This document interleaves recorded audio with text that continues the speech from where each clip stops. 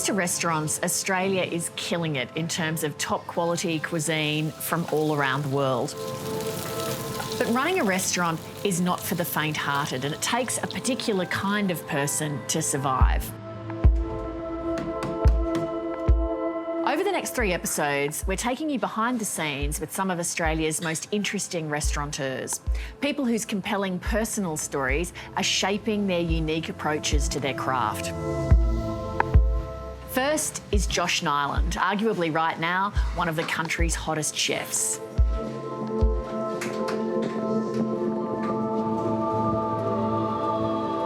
It's very hard to throw a pin into why you're a chef. Most chefs are pretty insecure, I can say that for myself. It's quite exposing when you really put yourself out there. Anything I do, I want to do well. There is a sense of urgency all the time. And I think that's because growing up, I learned from a very young age that everything can get ripped out from underneath you pretty quickly.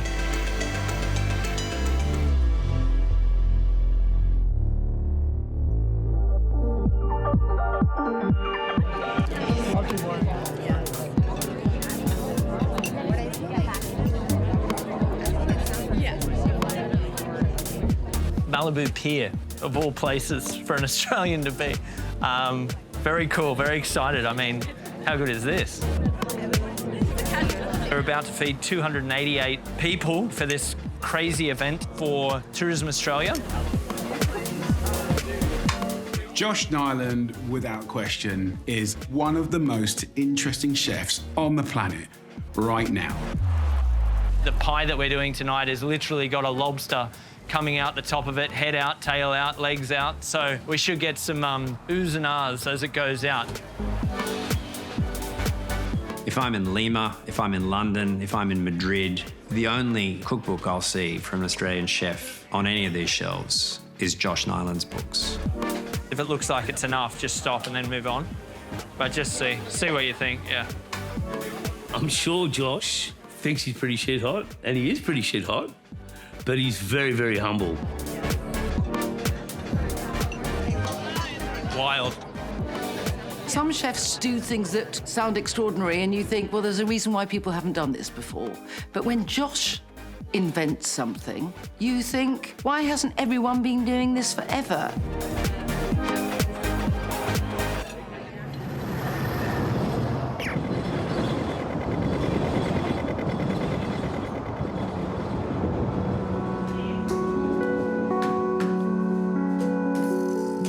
Have we got more gar or no?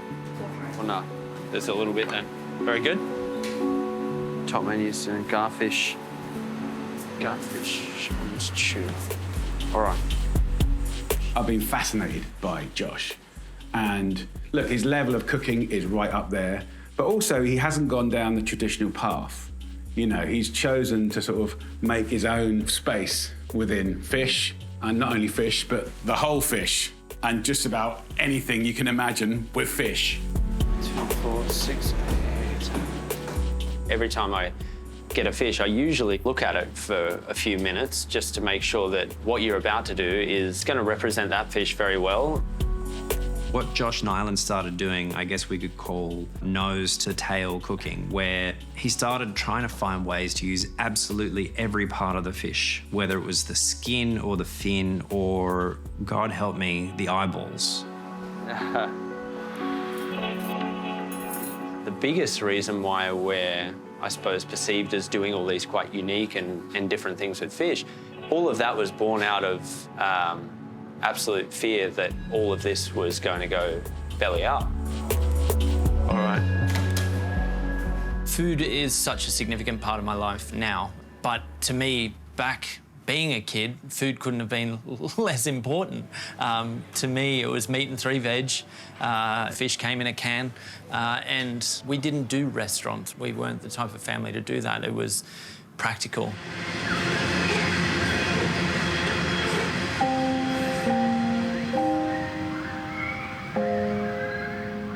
I grew up in East Maitland, a relatively regional suburb in New South Wales. Very simple upbringing with mum and dad having their own business at the back of our house.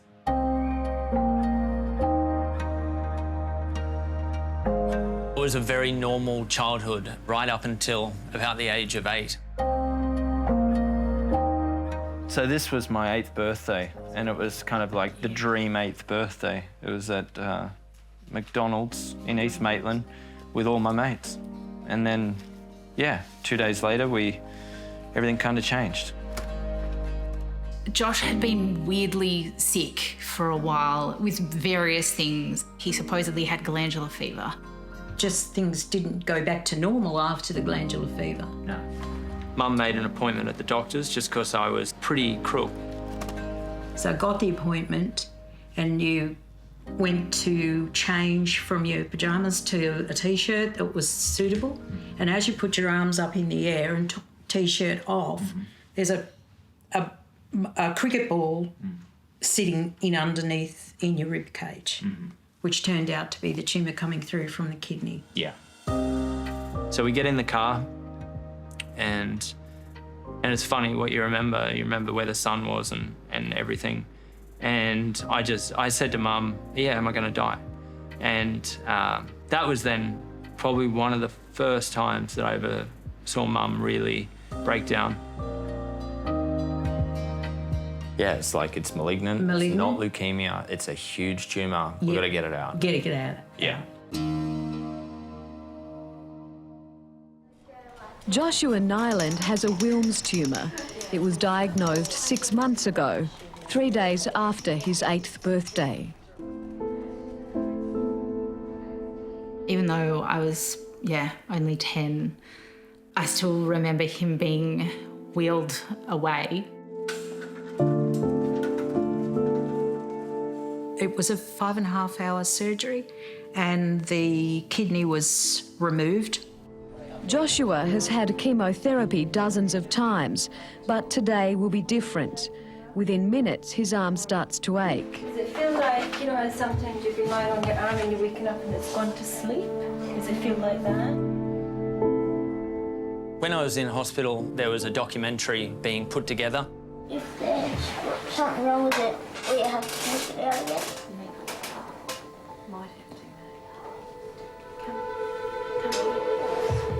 Come here.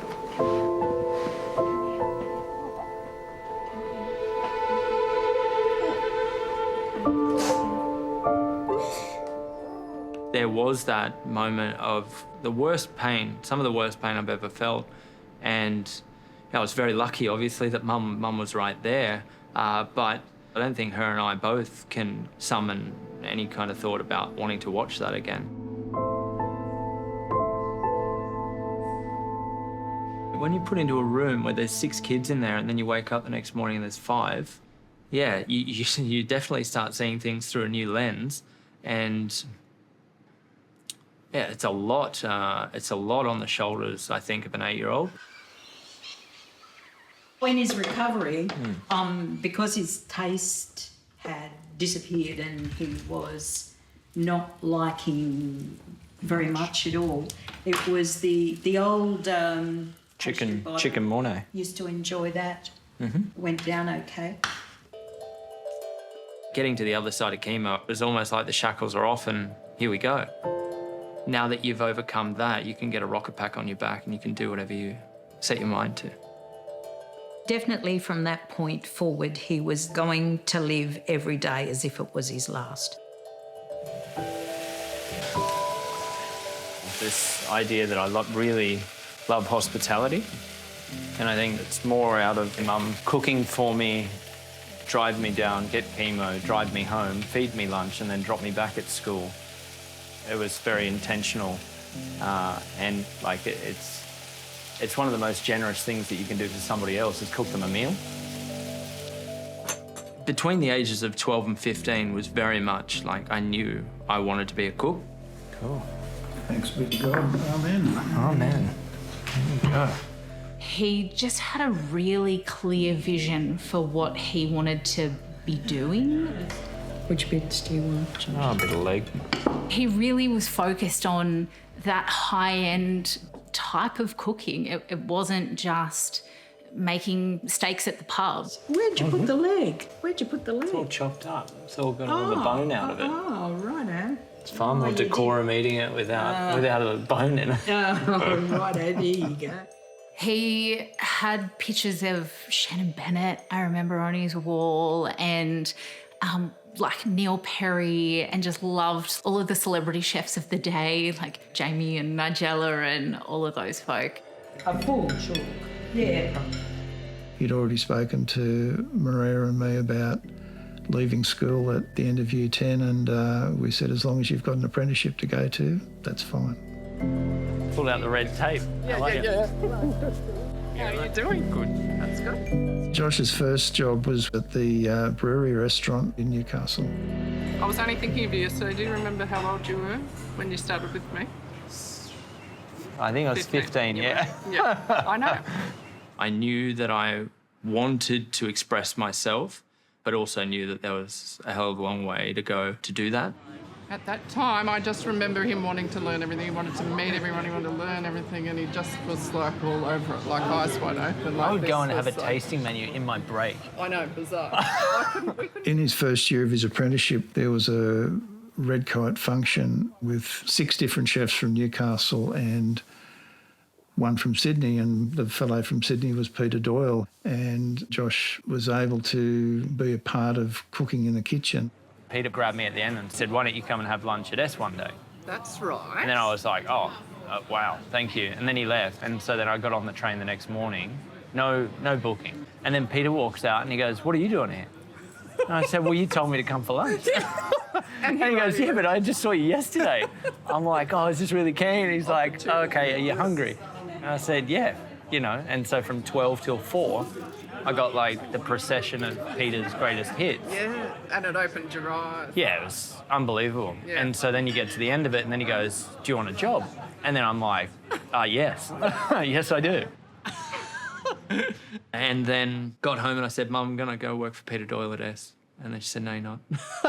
We said, no, you can't do that. You're too young, you have nowhere to live. I was devastated and I was pretty annoyed that I couldn't do that. And so I went to work the next day. I grabbed my chef. I said, I know now I want to move to Sydney. I'm sure I was a little bit frustrated, but I could see then that he really ramped it up. He gave me an education after that was pretty intense and very much got me ready. This station is... As Josh was getting towards the end of that first year of his apprenticeship, he started catching the train to Sydney and going to various restaurants that he thought he'd like to work at. I'd be Rockpool one week and then Aria, you'd go to Guillaume at Bennelong, and you'd have these opulent, ridiculous meals where you'd put your whole first year paycheck, which wasn't that much, down on a meal. And that was my best education. And notebooks would just get filled on the way home from these things. To see this like kid propped up on a stool, you know, quite often, you know, if not weekly, was just astounding. I mean, who does that? I had a meal at Glass as one of my trips that I made, and Luke Mangan came over and sat at my table. He said, "Do you want to come and do a trial?" Josh was 17 when he moved to Sydney. I don't think a parent wants to lose their child to another city, but we certainly didn't want to hold him back either. After Glass, I finally got my dream job at Est and moved around the sections and really, I think, got drawn mainly to fish in that kitchen. And I think it was because there was a certain reverence placed on the person who was doing that task, that they had the sharpest knives, that they knew how to calculate their yields and losses. And I said to Peter, is there somewhere you'd suggest that I go and work to learn fish? Peter suggested that I go to Fish Face in Darlinghurst. When Josh came to me, his goal was to learn how to cook seafood. That was, he basically said it straight to me, well, I've come here to learn how to cook seafood. Stephen asked me to come on a Sunday, and Sundays were like the busiest day at Fish Face. And I remember just watching how frenetic, like it was just intense. The manager comes back with a piece of fish and says, the fish is raw. this thing may as well have been swimming off the plate. It was, it's very raw.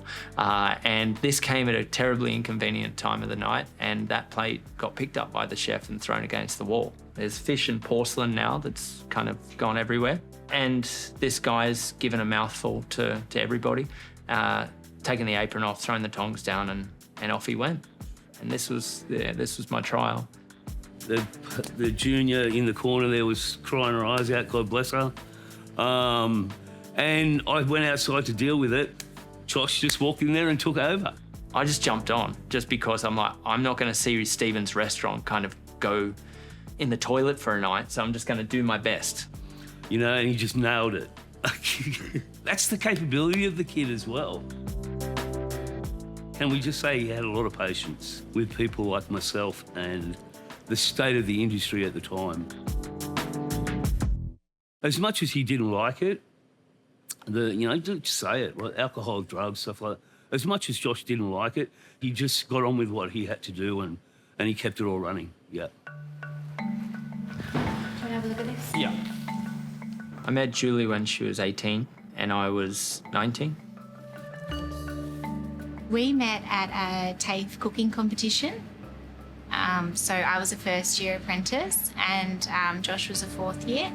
I made a bread, like a potato water bread out of the water that I cooked the potatoes in.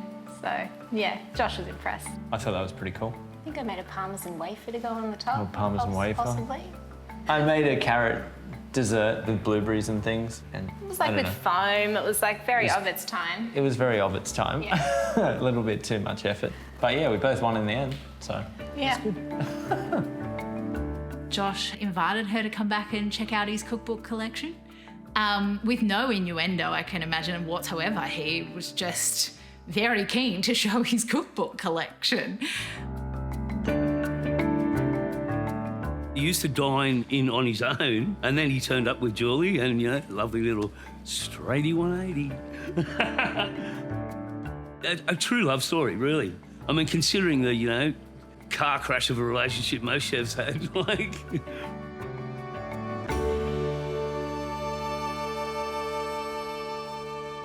Where's the playground? There's that playground. You gonna climb up and go down the slide? Yeah.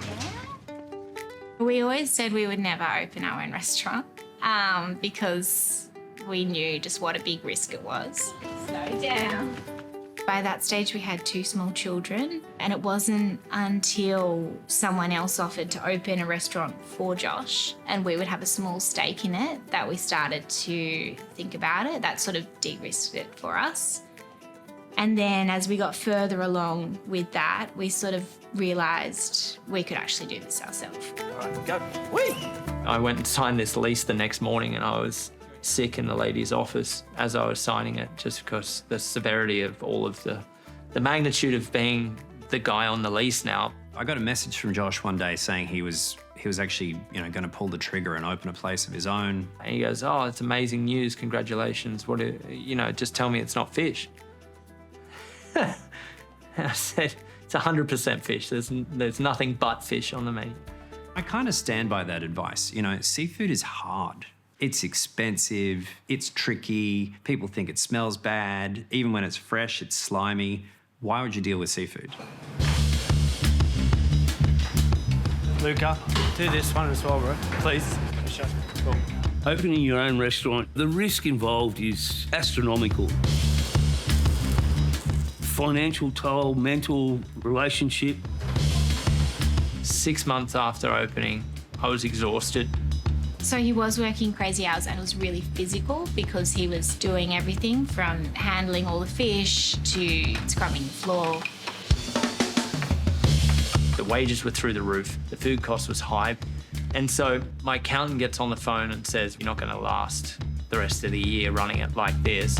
We're doing these 6 minutes or 8? 6 minutes. 6. Really? Far out. All the numbers were coming in. It's like, these numbers suck. Like, seriously, you're working for nothing.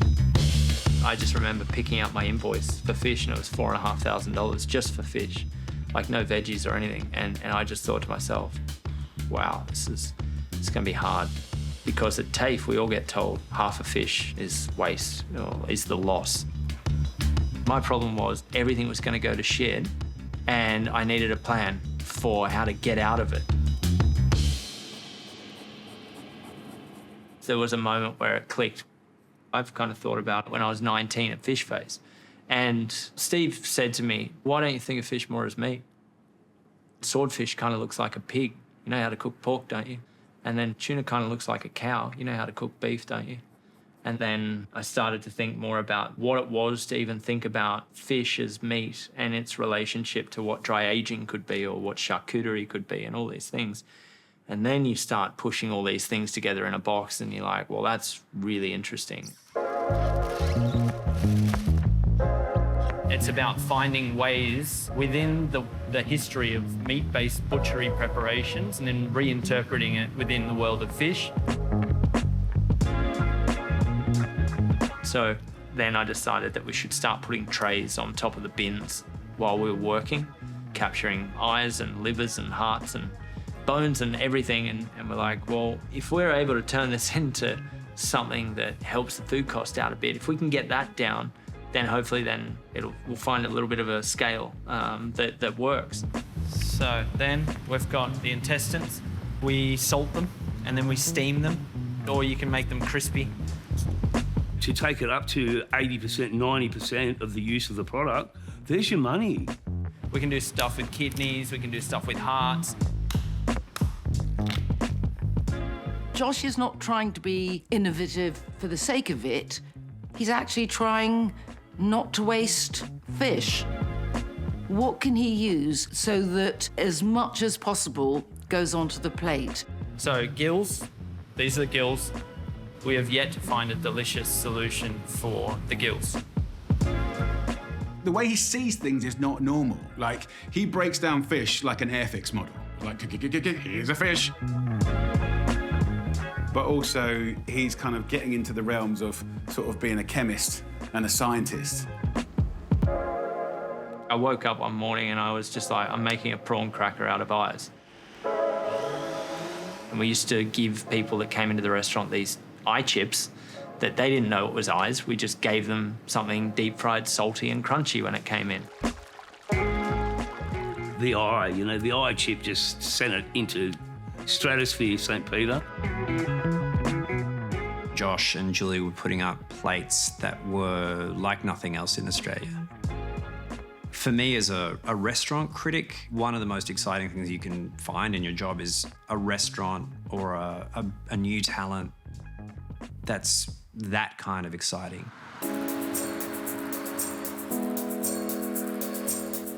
The momentum started to kick in and we noticed quite an uptake in people.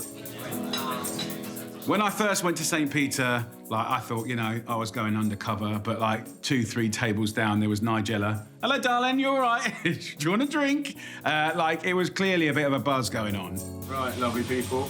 Jamie got into the cool room with me. And that whippersnapper behind me is a very clever boy. And he goes, all right, got quite a lot of followers on Instagram and I'm just going to do a 1-minute thing here.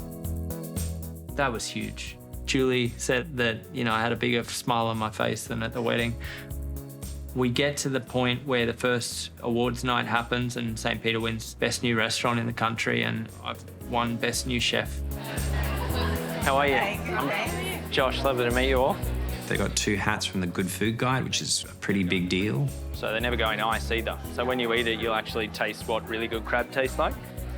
It's 2 out of a possible 3 hats. So serious recognition. All right, this is table 8, yeah? Yep. Wow, hats, yep. The more hats you get, the more hard it is to keep. I'll pick a 1, mackerel, 2, yeah. To stay at those levels, you always have to improve. To go up to the next level, that's another improvement, and you've got to improve again every year on that.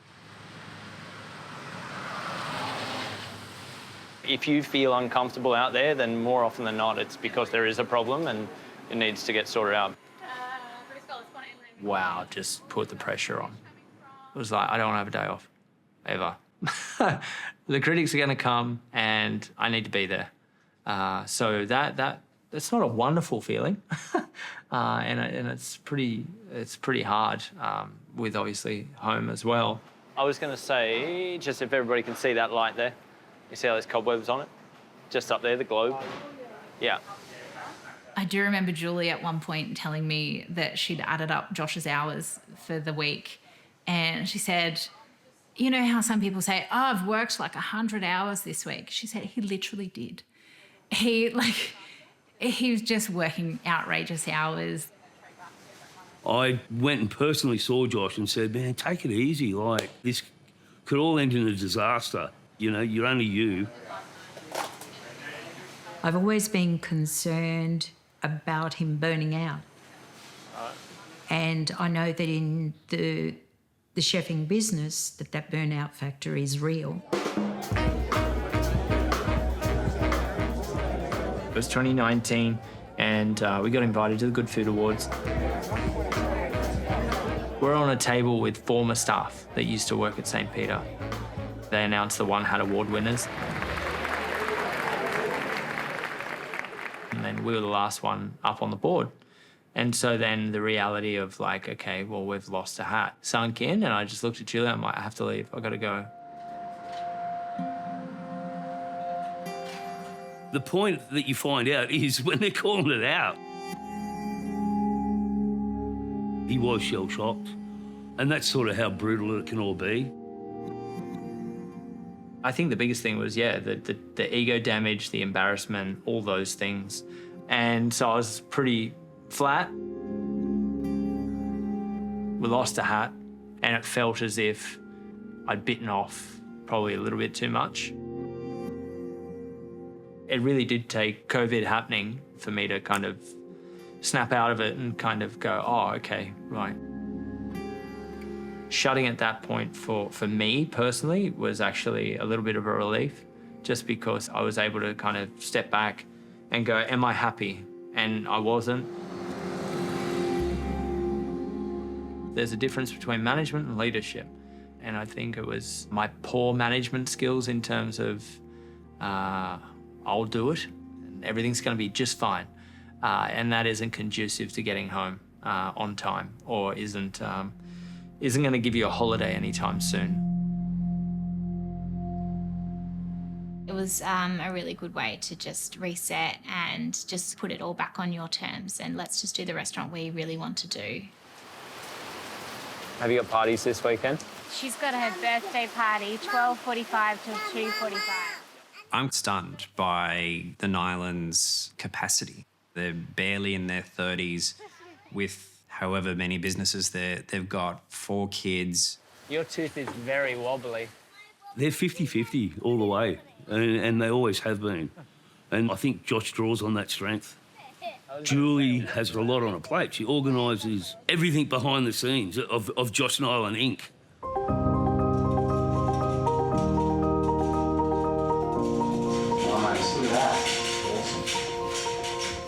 I'm not about to start trying to be a better chef than Josh at this point. My ambition is more for the family life and to support that with a great business. He's now in a position where he's got not just the 2 hats back at St. Peter, but his other Sydney restaurant now has 2 hats as well. Sort of looking at each other, nice. The Grand National is our next big project, so that's St. Peter relocating just around the corner to what used to be an old pub. Okay, let's get rid of the plans now. I'd be lying if I said I didn't want St. Peter to be one of the best restaurants in the world. Josh will never sit still for too long, but hopefully as he gets older, the ability to be able to sit back a little would be good. Yeah. I can remember hearing that somebody said that given you've got 1 kidney, life expectancy is obviously a little bit shorter. So there's always going to be a sense of urgency. But I feel like we're getting to a stage now where I can say, I'm going home now.